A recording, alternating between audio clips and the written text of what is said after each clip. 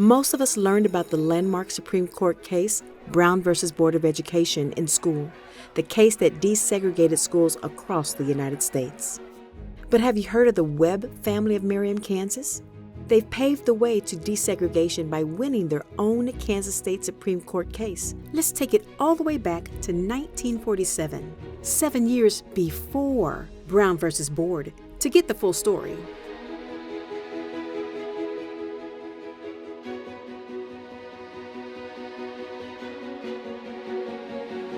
The Walker School was in terrible condition. It was in such poor condition that it's hard to believe that school children were being asked to attend that. That was black school children. And then you have the South Park School that is brand new and in great shape, of course, and that's for white students only. They were taking our tax money also to build a new school for the white children. Is everybody's money being used? Why couldn't they all go to the same school?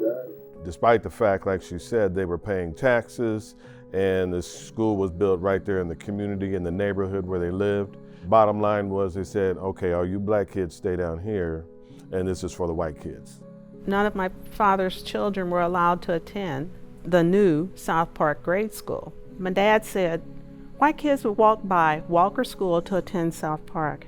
They gerrymandered it down alleys and streets, just to make sure they created a circle within a circle to keep them out. It was strictly based on a racist philosophy of segregated schools. My dad and my mom, they knew, look, we're not getting the same thing. And they weren't asking originally to attend the new school. They were asking for improvements at Walker School. After they made their requests, they were completely ignored.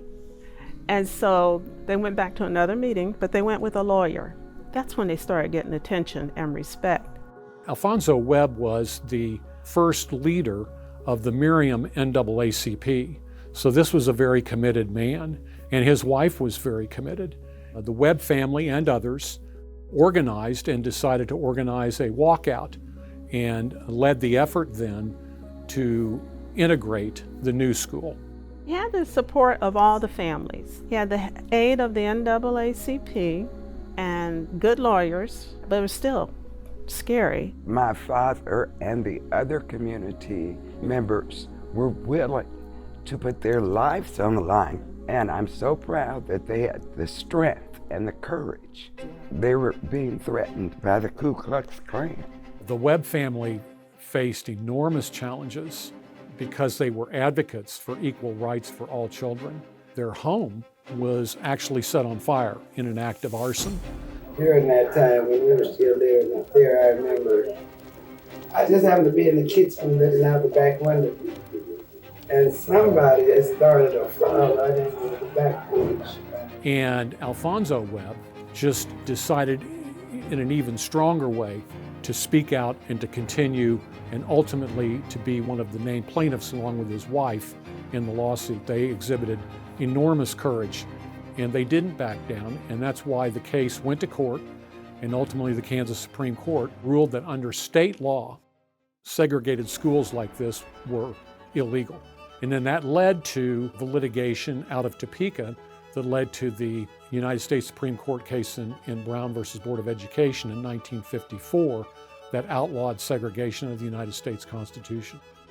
Even though we know about Brown versus Board of Education all around, people don't know that those roots came from right here in Merriam. This is a story that people need to know, and they need to know it in this community. That's the reason it was important to name the meeting room after the family. Instantly, when someone walks in that room, their eyes light up. That idea of family and roots, it's a way to draw you into the story and to the family and make you curious. We still live in the community of South Park. So we're thankful that even through the battles and the hard times that our parents had to face, we're happy that they faced it in this community that we still live in and we still love. I wish we were all together, all 10 of us, with our parents right now, so they can all get the recognition they deserve. Equal access is critical. It doesn't matter whether it's books or magazines or computers. It's very consistent with intellectual freedom principles that form the foundation of the Johnson County Library. That's what the library can do, is elevate that story, or at least put it on the shelf. I think my hope is that the Webb family's story, one, gets spread more and further and, never stops. And I also hope that over time, maybe it inspires people to talk about other stories in this community that we don't know. You don't always know something's going to be historic. You're just doing the right thing.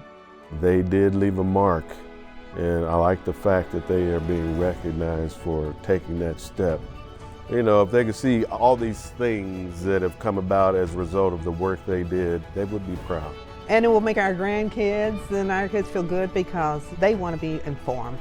And we still celebrate that with my parents' grandkids, great-grandkids. We celebrate being a Webb.